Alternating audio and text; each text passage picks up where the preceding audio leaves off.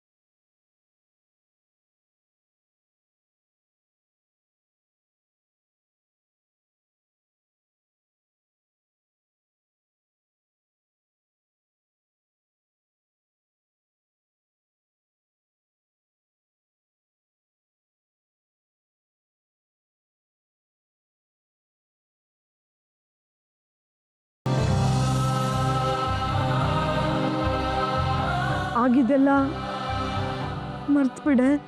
ಹಾಗೆ ಮರೆಯೋದಕ್ಕೆ ಅದೇನು ಕನ್ಸಮ್ಮ? ನನ್ನ ಬದುಕು ಅದೇ ಕಡೆ ಅರ್ಥ ಮಾಡ್ಕೊ. ಇದನ್ನ ಯಾರಾದರೂ ಮದುವೆ ಅನ್ಕೋತಾರೇನೆ? ತಾಳಿ ಕಟ್ಟಿದ್ಮೇಲೆ ಅವ್ರು ನನ್ನ ಗಂಡನೇ ಅಮ್ಮ. ಪರಿಸ್ಥಿತಿ ಹೇಗಾದರೂ ಇರಲಿ, ಅಗ್ನಿ ಸಾಕ್ಷಿಯಾಗಿ ಕೈ ಹಿಡಿದ್ಮೇಲೆ ಕೊನೆವರೆಗೂ ಅವರೇ ನನ್ನ ಗಂಡ. ಹಾಗೆ ನಾನು ಮದುವೆ ಆಗಿರೋದು ಯಾವುದೋ ಮೃಗನೂ ಅಲ್ಲ, ದುಷ್ಟನೂ ಅಲ್ಲ, ದೇವ್ರಂಥ ಮನುಷ್ಯ ಅಮ್ಮ. ಡಾಕ್ಟರ್ ಶ್ರೀರಾಮ್ ಪಾಟೀಲ್ ನನ್ನ ಗಂಡ ಅಂತ ಹೇಳ್ಕೊಡೋದಕ್ಕೆ ನನಗೆ ಹೆಮ್ಮೆ ಇದೆಯಮ್ಮ. ನನಗೆ ಹೆಮ್ಮೆ ಇದೆ.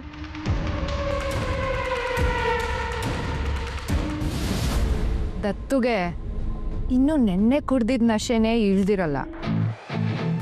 ಎದ್ರು ಮತ್ತೆ ಕುಡಿತಾನೆ, ಮತ್ತೆ ಬೀಳ್ತಾನೆ, ಕುಡ್ದೆ ಹಾಳಾಗಿ ಹೋಗ್ತಾನೆ. ನನಗೆ ಬೇಕಾಗಿದ್ದು ಅವನು ಈ ಸೋಲೆ, ಅವನು ಕೊರ್ಗಿ ಬದುಕೋದೇನೆ. ನನಗದು ಸಿಗ್ತಾ ಇದೆ. ನಮ್ಮಪ್ಪನ ಸಾವಿಗೆ ಕಾರಣ ಆದವನ್ನ ನಾನು ಸುಮ್ಮನೆ ಬಿಟ್ಬಿಡ್ತೀನ? ಏನೇ ಹೇಳು ಅಕ್ಕ, ನನ್ನ ಹೆಲ್ಪ್ ಇಲ್ಲ ಅಂದಿದ್ರೆ ಇದು ಯಾವುದು ಆಗ್ತಾನೇ ಇರಲಿಲ್ಲ ಅಲ್ವಾ? ಏನಂತೀಯ ನೇತ್ರ? ನಿನ್ಗೇನೆ ಆಯಿತು? ನೀನ್ಯಾಕೆ ಹೇಗಿದ್ದೀಯಾ? ರೋಗೇನೋ ನೋವು ಕೊಡೋದು ಸರಿ, ಆದರೆ ಅಮ್ಮ ಅವನಿಗಿಂತ ಹೆಚ್ಚು ನೋವು ಮಾಡಿಕೊಂಡು ಮನೆ ಬಿಟ್ಟು ಹೋಗಿದಾರಲ್ಲ, ಅದಕ್ಕೇನು ಮಾಡೋದು? ಹೋಗಿದ್ದು ಒಳ್ಳೇದೇ ಆಯಿತು ಅಂತ ಅಂದ್ಕೊಳ್ಳೋದು. ಅಮ್ಮ ಇದ್ದಿದ್ರೆ ದತ್ತು ಪರವಾಗಿ ಇಂಟರ್ಫಿಯರ್ ಆಗಿರೋಳು. ದೃಷ್ಟಿನ ಆಚೆ ಹೋಗೋಕ್ಕೂ ಬಿಡ್ತಿರ್ಲಿಲ್ವೇನೋ. ಅಮ್ಮ ವಾರನೋ ತಿಂಗಳೋ ಬಿಟ್ಟು ವಾಪಸ್ ಬರ್ತಾಳೆ, ಆದರೆ ದೃಷ್ಟಿ ಬರೋದಕ್ಕೆ ಸಾಧ್ಯನೇ ಇಲ್ಲ.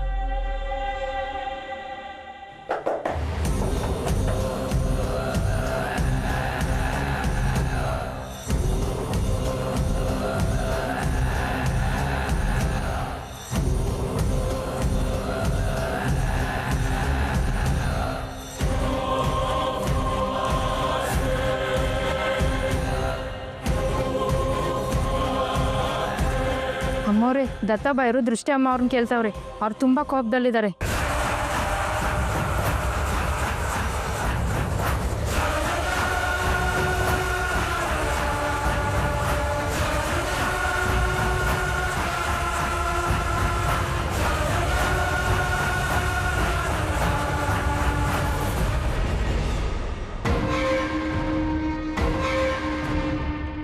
ಕಂದ ಅರ್ಥ ಮಾಡ್ಕೊ. ಅವರು ನಿನ್ನ ಹೆಂಡತಿ ಅಂತ ಒಪ್ಕೊಳ್ಳಲ್ಲ. ಅವರು ನನ್ನ ಗಂಡ ಅಮ್ಮ. ಗಂಡನ ಜೊತೆ ಇರಬೇಕಾಗಿದ್ದು ಹೆಂಡತಿ ಧರ್ಮ. ಆದರೆ ಪರಿಸ್ಥಿತಿ ನೋಡು, ನನ್ನ ಗಂಡಂಗೆ ನೆಮ್ಮದಿ ಸಿಗಲಿ ಅಂತ ಇಷ್ಟ ಇಲ್ಲದೆ ಇದ್ರು ದೂರ ಹೋಗ್ತಿದ್ದೀನಿ.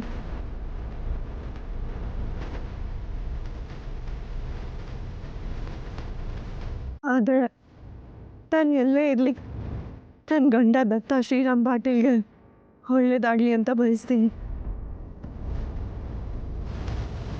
ಯಾವತ್ತೂ ಅವ್ರನ್ನ ಕಾಪಾಡ್ತಿರೋ ಭಗವಂತ ಅಂತ ಬೇಡ್ಕೋತೀನಿ.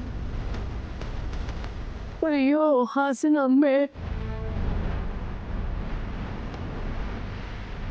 ನಿನ್ ಒಳ್ಳೆ ಗುಣ ಯಾರಿಗೂ ಕಾಣಿಸ್ದೆ ಹೋಯ್ತಲ್ಲೇ.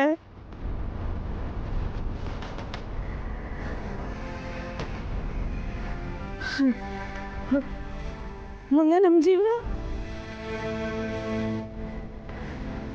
ಬೆಂಗ್ಳೂರ್ಗೆ ಹೋದ್ಮೇಲೆ ಮತ್ತೆ ಆ ಉಳ್ಳಾಗಡ್ಡಿ ನಮ್ಮನ್ನು ನೋಡ್ಬಿಟ್ರೆ, ನಾವೊಂದು ಕೈಲಿ ಸಿಕ್ಕಾಕೊಂಡ್ಬಿಟ್ರೆ, ಯಾವ ಉಳ್ಳಾಗಡ್ಡಿಗೂ ನಾನು ಹೆದ್ರಲ್ಲ ಅಮ್ಮ. ನನ್ಗೆ ಯಾವ ಭಯನೂ ಇಲ್ಲ. ನನ್ನ ಗಂಡ ಖುಷಿಯಾಗಿರ್ಬೇಕು, ಅವ್ರಿಗೆ ಯಾವ ತೊಂದರೆನೂ ಆಗಬಾರ್ದು, ಅಷ್ಟೇ ನನ್ನ ತಲೆಯಲ್ಲಿರೋದು.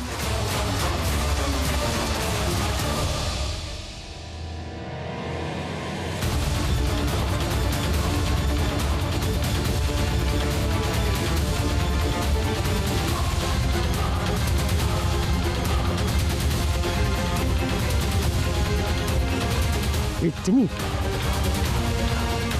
ಬನ್ನಿ ಒಂದು ಕುತ್ಕೊಂಡು ಚೇನು ಮತ್ತೆ ಅವಳು ದುಃಖದಲ್ಲಿದ್ದಾಳೆ, ಇವಳು ಕೊಟ್ಟರು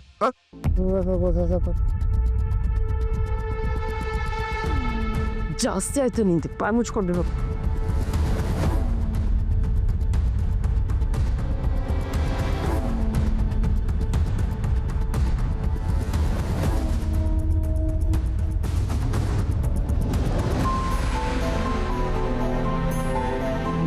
ನಿಮಗೂ ದತ್ತಾಬಾಯಿಗೂ ಮದುವೆ ಆಯ್ತಾ?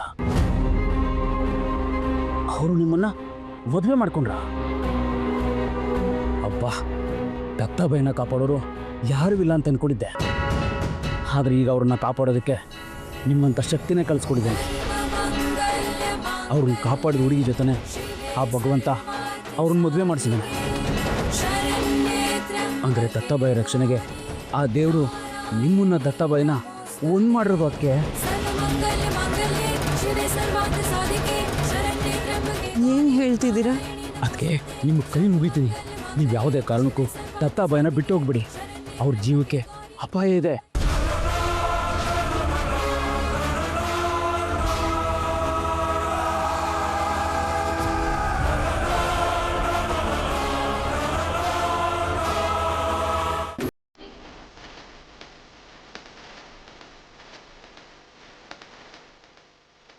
ಅಕ್ಕ, ಬಜರಂಗಿ, ಸೀನಾ, ಬಸ್ಯಾ, ಎಲ್ರು ಇದ್ದೀರಾ? ಎಲ್ಲಿ ಹೋದ್ಲು ಅವಳು? ನಾನು ತಾಳಿ ಕಟ್ತವನು. ಬಜರಂಗಿ ಅಕ್ಕ,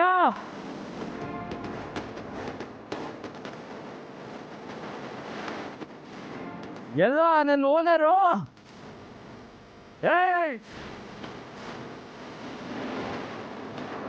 ದತ್ತು ಎಲ್ರ ದತ್ತು, ಏನೋ ಇದಲ್ಲ? ಎಲ್ಲಿ ಅವಳು? ನಾನು ತಾಳಿ ಕಟ್ತವಳು. ಎಲ್ಲಿ ಹೋದ್ಲು? ಅವಳು ಮಾಡಿರೋ ಮೋಸನ ನೋಡಿ ಕೂಡ ಅವಳನ್ನ ಹೇಗೆ ಮನೇಲಿ ಇಟ್ಕೊಳ್ಳೋದಕ್ಕಾಗುತ್ತೆ? ಅದಕ್ಕೆ ನಾವೇ ಅವಳನ್ನ ಮನೆಯಿಂದ ಆಚೆ ಕಳ್ಸಿದ್ವಿ. ದತ್ತ, ನಿನ್ ಜೀವನನ ಹಾಳು ಮಾಡ್ದೊಳಗೆ ಈ ಮನೇಲಿ ಜಾಗ ಇಲ್ಲ. ಅದಕ್ಕೆ ಅವಳನ್ನ ಮನೆಯಿಂದ ಆಚೆ ಕಳಿಸ್ಬಿಟ್ಟು.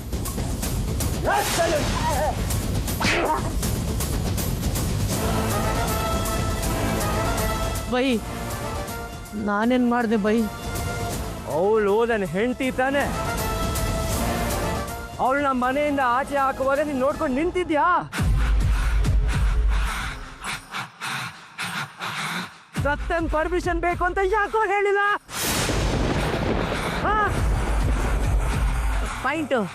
ಪಾಯಿಂಟು ಬೈ, ನಾನು ಕೇಳಲಿಲ್ಲ. ಆದರೆ ಶರಾವತಿ ದತ್ತು, ನೀನೊಂದು ಸ್ವಲ್ಪ ಸಮಾಧಾನ ಮಾಡ್ಕೊ. ಕುತ್ಕೋ ಬಾ, ಕುತ್ಕೋ ದತ್ತು. ನೋಡು, ಕುಡಿಯೋದನ್ನ ನಿಲ್ಲಿಸು. ನನ್ನ ಮಾತು ಕೇಳು ದತ್ತು.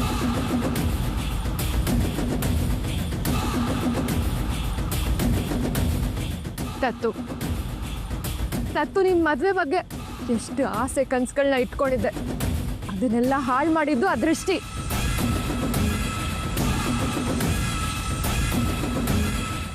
ಮತ್ತೆ ನಿನ್ನ ಜೀವನನ ನರ್ಕಕ್ಕೆ ತಳ್ಳಿದ್ದು ಆ ದೃಷ್ಟಿ. ಅವಳಿಂದಾಗಿ ಇವತ್ತು ನಮ್ಮಮ್ಮ ಮನೆ ಬಿಟ್ಟು ಹೋಗಿದ್ದಾಳೆ.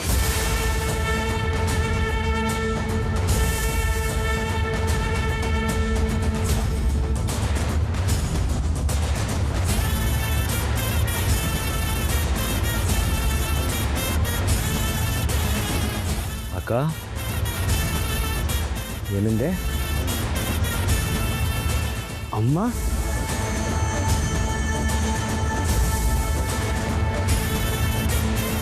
ಹೌದು ದತ್ತು, ಅಮ್ಮ ಮನೆ ಬಿಟ್ಟು ಹೋಗಿದ್ದಾಳೆ. ಹೇಳ ನೇತ್ರ. ಹೌದು ಬ್ರೋ, ಆ ಕೆಲ್ಸದವ್ಳು ಮಾಡಿದ ತಪ್ಪಿಗೆ ಅಮ್ಮ ತನ್ನನ್ನೇ ತಾನು ಬ್ಲೇಮ್ ಮಾಡಿಕೊಂಡು ಮನೆ ಬಿಟ್ಟು ಹೋಗಿದ್ದಾರೆ. ಅವಳಿನ್ನೂ ಇದೇ ಮನೇಲಿದ್ರೆ ಅದೇನೇನು ಅನಾಹುತ ಮಾಡ್ತಾಳೋ, ಇನ್ನು ಯಾವ್ಯಾವ ಸಂಬಂಧ ಮುರಿತಾಳೋ ಅಂತ ನನಗೆ ಆತಂಕ ಆಯ್ತು ದತ್ತು. ಸಾಕು, ಅವಳಿಂದ ಆಗಿರೋ ಅನ್ಯಾಯ ಸಾಕು. ಮತ್ತೆ ಅವಳಿಂದ ಯಾರಿಗೂ ಮೋಸ ಆಗಬಾರ್ದು ಅಂತ ನಾನೇ ಅವಳ ಮನೆಯಿಂದ ಆಚೆ ಕಳಿಸಿದ್ದು.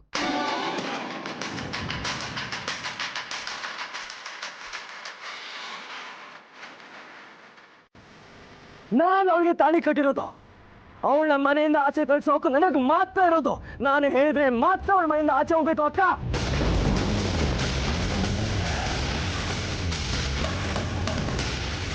ಇದು ನನ್ನ ಗಂಡನ ಮನೆ, ನಾನು ಎಲ್ಲಿಗೂ ಹೋಗಲ್ಲ. ಹಾಗೂ ನಾನು ಮನೆ ಬಿಟ್ಟು ಹೋಗಲೇಬೇಕು ಅಂದರೆ ನನ್ನ ಗಂಡನೇ ಹೇಳಿ. ಅಲ್ಲೆಲ್ಲೆಲ್ಲೆಲ್ಲೆ, ಇಲ್ಲೂ ಇದೆ ಮಾತು, ಅಲ್ಲೂ ಅದೇ ಬಂತು. ಈಗಲೇ ಇಬ್ರು ಇಷ್ಟೊಂದು ಸಿಂಕ್ ಆಗ್ತಿದ್ರೆ ಮುಂದೆ ಒಂದಾಗಿದ್ರೆ ಅದೆಷ್ಟು. ಇಲ್ಲ ಅಂತ ನಾನು ಹೇಳ್ತಿಲ್ಲ ದತ್ತು, ಆದರೆ ನನ್ನ ತಮ್ಮಂಗೆ ಯಾವುದು ಒಳ್ಳೇದೋ ಆ ಕೆಲಸ ನಾನು ಮಾಡ್ಬೋದಲ್ವಾ? ಆ ಹಕ್ಕು ನನಗಿದೆ ಅಲ್ವಾ? ಇದೆ ಅಕ್ಕ, ಇದೆ. ಹಾಗೆ ನನಗೆ ಯಾವ್ದು ಸಮಾಧಾನ ಕೊಡುತ್ತೋ ಅದಂತಾನೆ ನಾನು ಮಾಡಬೇಕು. ನನ್ನ ಸಂತೋಷನೇ ನಿನ್ನ ಸಂತೋಷ ಅಲ್ವಾ ಅಕ್ಕ? ದತ್ತು, ಹಾಂ, ನನಗೆ ಸಂತೋಷ ಆಗಬೇಕು, ನನಗೆ ನೆಮ್ಮದಿ ಸಿಗಬೇಕು ಅಂದರೆ ಮನೆಯಿಂದ ಆಚೆ ಹೋಗಿರೋ ಆ ಓನರ್. ಅಲ್ಲ, ಏನು ಹೇಳ್ತಿದ್ದೀರಾ ನೀವು? ಸಾಹುಕಾರ ಜೀವಕ್ಕೆ ಅಪಾಯ ಇದೆಯಾ? ಯಾರಿಂದ? ಹೇಗೆ? ನೀವು ಸಾಹುಕಾರನ್ನ ಕಾಪಾಡ್ದವ್ರಲ್ವಾ? ಹೌದು, ಅದಕ್ಕೆ ನಾನೇ ದತ್ತಾಬಾಯಿನ ಕಾಪಾಡಿದ್ದು. ಆದರೆ ಅವ್ರನ್ನ ಸಾಯಿಸೋದಕ್ಕೆ ಪ್ರಯತ್ನ ಪಟ್ಟ ಆರೋಪ ನನ್ನ ತಲೆ ಮೇಲಿದೆ.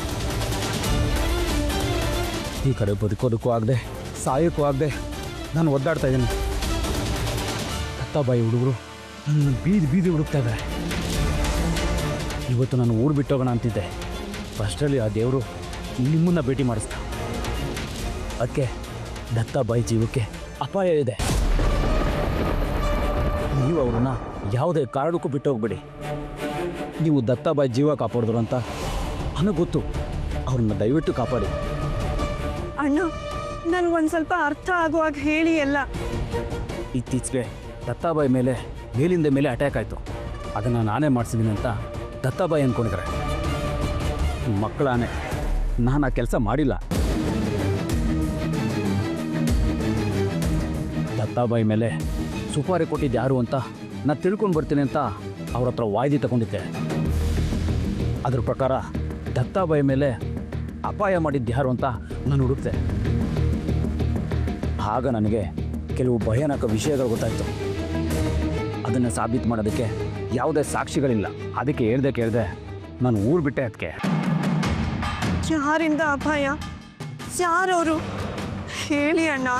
ದತ್ತಾಬಾಯಿ ಜೀವ ತೆಗೆಯೋದಕ್ಕೆ ಹೊಂಚಾಕಿರೋರು ಹೊರಗಿನ ಶತ್ರುಗಳಲ್ಲ, ಮನೆ ಒಳಗಡೆನೇ ಇದ್ದಾರೆ.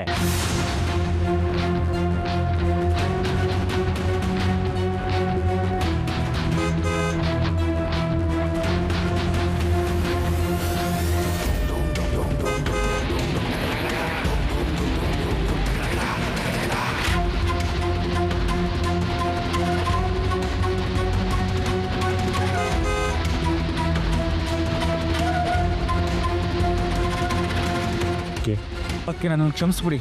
ದತ್ತಾಬಾಯಿ ಹುಡುಗರು ನನ್ನನ್ನು ಫಾಲೋ ಮಾಡ್ತಾ ಇದ್ದಾರೆ.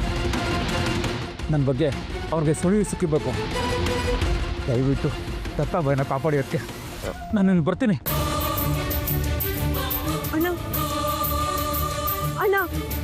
ಯಾರು ಅಂತ ಆದ್ರೂ ಹೇಳಿ.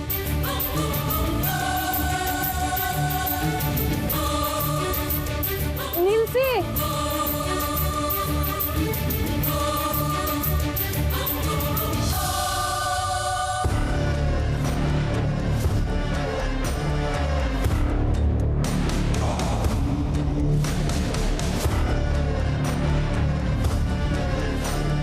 ದಿ ಏನು? ಅಯ್ಯೋ ಅಕ್ಕ, ಮತ್ತೆ ನಿನ್ ಪ್ಲಾನ್ ಫೇಲ್ ಆಗೋಯ್ತು. ನೀನ್ ಸೋತೋದೆ. ಮತ್ತಿವಾಗ ಏನ್ ಮಾಡೋದು? ನೀನ್ ಮತ್ತೆ ಸೋತೋದ್ಯಲ್ಲ ಅಂತ ಹೇಳೋದಕ್ಕೆ ನೀವಿಬ್ರು ನನ್ನ ಜೊತೆ ಸೇರಿಸ್ಕೊಂಡೆ ಅಂತ ಅನ್ಕೊಂಡ್ರಾ? ನೋಡಿ, ನಾನು ಕೇಳೋದಕ್ಕೆ ಬರಲಿಲ್ಲ. ಸಿಸ್ಸೆ ನನ್ನ ಬಲವಂತ ಮಾಡಿ ಕರ್ಕೊಂಡು ಬಂದ್ಲು. ಹೌದು, ನಾನೇ ಕರ್ಕೊಂಡು ಬಂದೆ. ಯಾಕಂದ್ರೆ ನಾನೀಗ ನನ್ನ ಫ್ಯೂಚರ್ ಬಗ್ಗೆ ಯೋಚನೆ ಮಾಡಬೇಕು. ನಿನ್ನನ್ನು ನಂಬಿನೇ ನಾವು ನಿನ್ನ ಜೊತೆ ಸೇರ್ಕೊಂಡಿದ್ದು. ನಮ್ಗೇನು ತೊಂದರೆ ಆಗಲ್ಲ ಅನ್ನೋ ಶ್ಯೂರಿಟಿ ಇರಬೇಕಲ್ವಾ?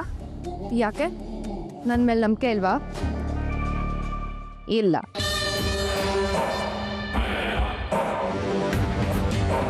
ಯಾವತ್ತು ಸುದರ್ಶನ್ ವಿಚಾರ ಗೊತ್ತಾದ್ಮೇಲೂ ನೀನು ನನಗೆ ಹೆಲ್ಪ್ ಮಾಡಿಲ್ವಾ, ಅವತ್ತೇ ನಿನ್ನ ಮೇಲಿದ್ದ ನಂಬಿಕೆ ಎಲ್ಲ ಹೊಟ್ಟೋಯ್ತು. ನಿಮ್ಗಳ ಸಾವಾಸನ ಬೇಡ ಅಂತ ದೂರ ಇದ್ದೆ. ಆದರೆ ನೀನೇ ಮತ್ತೆ ನಿಮ್ಗಳ ಜೊತೆ ಸೇರಿಸ್ಕೊಂಡಿದ್ದು. ಮುಂದೇನಾಗುತ್ತೆ ಅನ್ನೋ ಕ್ಲಾರಿಟಿ ಇಲ್ಲ ಅಂದಮೇಲೆ ನೀನು ನಮ್ಮನ್ನು ಮುಳುಗಿಸ್ಲೂಬೋದು. ಅದಕ್ಕೆ ಮುಂದೇನು ಮಾಡ್ತಿದ್ಯಾ ಅಂತ ಕೇಳಕ್ಕೆ ಬಂದೆ. ಸಿಸ್, ಯಾಕಷ್ಟು ರೂಡಾಗಿ ಮಾತಾಡ್ತಾ ಇದೆಯಾ? ಮತ್ತಿನ್ನೇನೆ, ನನ್ನ ಸಮಸ್ಯೆ ಅಂತ ಹೇಳ್ಕೊಂಡಾಗ ಇವಳು ನನಗೆ ಹೆಲ್ಪ್ ಮಾಡಿದ್ಲ. ಆವಾಗಲೇ ಅರ್ಥ ಆಗೋಯ್ತು ನಿಮ್ಮ ಅಕ್ಕ ತನ್ನ ಸ್ವಾರ್ಥ ಮಾತ್ರ ಯೋಚನೆ ಮಾಡ್ತಾಳೆ ಅಂತ. ನೇತ್ರ, ತನಗೆ ಲಾಭ ಆಗುತ್ತೆ ಅನ್ನೋ ಹಾಗಿದ್ರೆ ನಿನ್ನ ಫ್ಯೂಚರ್ನು ಪಣಕ್ಕಿಡ್ತಾಳೆ ನಿಮ್ಮ ಅಕ್ಕ. ಹೇಮಾ, ಹೆಚ್ಚಿಗೆ ಮಾತಾಡಬೇಡ. ಸರಿ, ನೇರವಾಗೇ ಕೇಳ್ತೀನಿ. ದೃಷ್ಟಿನ ಕರ್ಕೊಂಬರ್ತೀನಿ ಅಂತ ಹೋದ್ನಲ್ಲ ದತ್ತ, ಕರ್ಕೊಂಡು ಬಂದ್ರೆ ಏನು ಮಾಡ್ತೀಯಾ? ನೀನೇ ಮನೆ ತುಂಬಿಸ್ಕೊತೀಯಾ? Short up Hema. ನನಗೆ ಕ್ಲಾರಿಟಿ ಬೇಕು. ನಿನಗೆ ಕ್ಲಾರಿಟಿ ಕೊಡೋ ಅವಶ್ಯಕತೆ ನನಗಿಲ್ಲ. ಇದೆ, ಅವಳನ್ನ ಕರ್ಕೊಂಬರ್ತೀನಿ ಅಂತ ಹೋಗಿರೋದು ದತ್ತ. ಹುಡ್ದಿರೋ ದತ್ತು ಅವಳ ತನಕ ಸೇರ್ತಾನೋ ಅಥವಾ ದಾರಿಲೇ ಎಲ್ಲೋ ಹೆಚ್ಚು ಕಮ್ಮಿ ಮಾಡ್ಕೋತಾನೋ ಯಾವನಿಗೆ ಗೊತ್ತು? ಆಗೋದಾಗ್ಲಿ. What you mean the?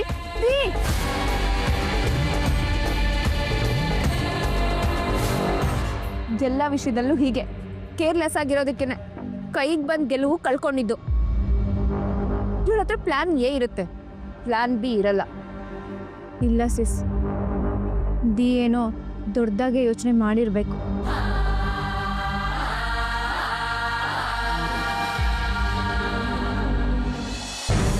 ಅಣ್ಣ, ಬಸ್ ನಿಲ್ಸಿ. ಹೋಗಮ್ಮ, ಹೋಗಿ ಕೂತ್ಕೋ. ನಾವಿಲ್ಲಿ ಇಳ್ಕೋಬೇಕು. ನಿಮ್ಮ ತಮ್ಮಯ್ಯ, ಬಸ್ ನಿಲ್ಸಿ ಅಣ್ಣ. ಡ್ರೈವಿಂಗ್ ಮಾಡುವಾಗ ಡ್ರೈವರ್ ಜೊತೆ ಮಾತಾಡಬಾರ್ದು. ಹೋಗಿ ಕೂತ್ಕೊಳ್ಳಮ್ಮ. ದೃಷ್ಟಿ, ಏ ದೃಷ್ಟಿ, ಏನಾಯ್ತು? ಈಗೇನು ಬಸ್ ನಿಲ್ಸ್ತಿರೋ ಇಲ್ವೋ? ಬಜರಂಗಿ ಸಾಹೇಬ್ರು ಏನು ಹೇಳಿದ್ದಾರೆ ಕೇಳಿಸ್ಕೊಳ್ಳಿಲ್ವಾ ನೀವು? ಓ, ಏ ದೃಷ್ಟಿ, ದೃಷ್ಟಿ ಅಣ್ಣ, ನಿಲ್ಸಿ ಅಣ್ಣ. ಏನಾಯ್ತು? ಏನೈತೆ ಹೇಳೆ ಅಮ್ಮ. ಒಂದ್ ನಿಮಿಷ ಇರಿ ಅಣ್ಣ. ನಿಮ್ ಭಯ ನನ್ಗೆ ಅರ್ಥ ಆಗುತ್ತೆ. ನಿಮ್ಗೆ ಯಾವ ಅಪಾಯನೂ ಆಗದೆ ಇರೋ ಹಾಗೆ ನೋಡ್ಕೊಳ್ಳೋ ಜವಾಬ್ದಾರಿ ನಂದು. ಈಗ ಬಸ್ ನಿಲ್ಸಿ. ಜವಾಬ್ದಾರಿ ನಿಂದ? ನಿಮ್ಮನ್ನೇ ಬಳ್ಳಾರಿ ಬಿಟ್ಟು ಒದ್ದು ಓಡಿಸಿದ್ದಾರೆ, ನಾನೇನು ಕಾಪಾಡ್ತೀಯಾ? ಅಣ್ಣ, ದಯವಿಟ್ಟು. ಏ ದೃಷ್ಟಿ, ಯಾಕೆ ಇಷ್ಟೊಂದು ಹಠ ಮಾಡ್ತಿದ್ದೀನಿ ನೀನು? ಬಿಟ್ಟ ಈ ಬಸ್ಸಿಂದಲೇ ದತ್ತಾಬೈ ಜನ ಬರ್ತಿದ್ದಾರೆ. ನೋಡು, ಸುಮ್ಮನೆ ಅಪ್ಪ ತಲೆ ಮೇಲೆ ಹಾಕೊಳ್ಳೋದು ಬೇಡ. ನೀವು ಓಡಿಸೋಣ ಗಾಡಿನ ನೀವು. ಅಪ್ಪ, ನಾವೀಗ ಇಳಿದೆ ಹೋದ್ರೆ ದೊಡ್ಡ ಅನಾಹುತ ನಡೆದೋಗುತ್ತೆ. ದೇವ್ರೆ, ಈಗೇನಾದ್ರೂ ನಿಂತ್ಕೊಂಡ್ರೆ ನಾವು ಅಷ್ಟೇ. ನಮ್ಮ ಹಿಂದೆ ಬರ್ತಿದಾರಲ್ಲ, ಅವ್ರು ನಮ್ಮನ್ನ ಸುಮ್ಮನೆ ಬಿಡಲ್ಲ ಕಣೆ, ಮುಗಿಸ್ಬಿಡ್ತಾರೆ. ಅಮ್ಮ, ಒಂದ್ ನಿಮಿಷ ಇರಮ್ಮ. ಈಗೇನು ಬಸ್ ನಿಲ್ಸ್ತಿರೋ ಇಲ್ವೋ? ನೀ ಯಾರಿ ನನಗೆ ಆರ್ಡರ್ ಮಾಡೋಕ್ಕೆ? ದತ್ತಾ ಶ್ರೀರಾಮ್ ಪಾಟೀಲ್ ಅವ್ರ ಹೆಂಡತಿ ದೃಷ್ಟಿ. ದತ್ತಾ ಶ್ರೀರಾಮ್ ಪಾಟೀಲ್.